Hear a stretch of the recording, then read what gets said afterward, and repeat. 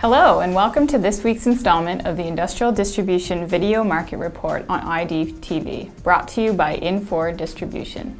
Infor Distribution is uniquely qualified to help distributors modernize and automate their businesses and believes understanding a distributor's business is the most important objective.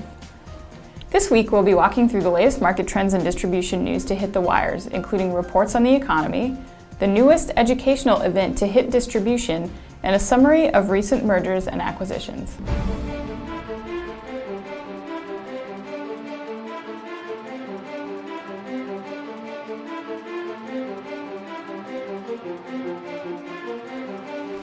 The Black Friday numbers are in, and the results are mixed. According to Forbes, many brick-and-mortar stores found that sales were down slightly. However, the latest results from Comscore show Black Friday saw just over $1 billion in online sales, representing a 26% increase versus Black Friday 2011. Even Thanksgiving Day, traditionally a lighter day for online holiday shopping, achieved a strong 32% increase to $633 million. This shopping-heavy weekend was followed by an AP report which suggests consumer confidence is at its highest point in 4 years. So what does this mean, if anything, for the industrial market? Well, besides the effects of temporarily soaring stock prices, it also tells us that much of the growth we're seeing in the consumer purchasing experience is online. And as vendors of omni-channel solutions continue to remind us, all B2B purchasing agents are not so secretly consumers deep down. Industrial companies can view this as further encouragement to take a hard look at their online procurement offerings. In construction news, U.S. builders started construction in October on the most homes and apartments since July of 2008. More evidence that the housing recovery is gaining momentum. The Commerce Department said that builders broke ground on homes at a seasonally adjusted annual rate of 894,000. That's a 3.6% gain from September.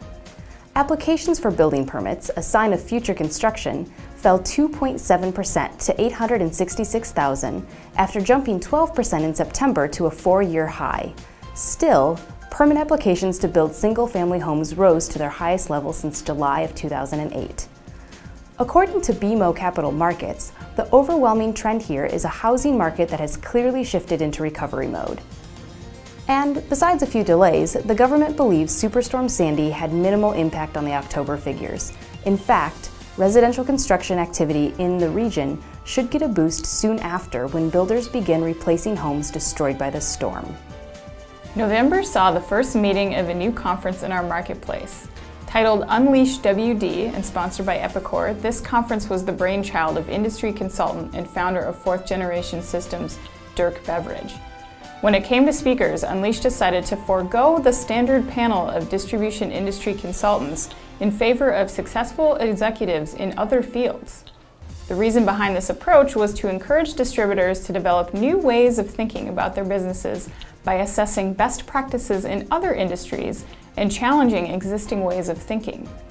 The dynamic panel of speakers included Bill Taylor, founder of Fast Company magazine, Jim Fitzgibbon, the recently retired president of Four Seasons Hotels and Resorts, and Mark Allen, 6-time Ironman champion.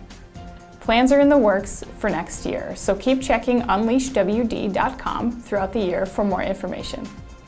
Finally, it's time to look at a quick recap of the merger and acquisition activity in recent weeks. As of mid-November, there was some interesting activity as Affiliated Distributors announced its intent to merge with Canadian Electrical Buying Group, Independent Electrical Distributors. According to AD, the merger significantly strengthens the market position of electrical independents in Canada and commands 23% of the total market.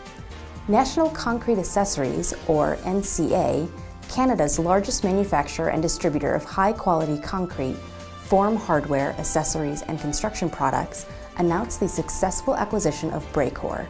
This acquisition will be NCA's 12th sales and distribution location in Canada and will expand the company's technical and service capabilities to Eastern Ontario. HD Supply Waterworks has acquired 3 companies to serve the needs of contractors and municipalities in the water, wastewater, storm, and fire protection markets.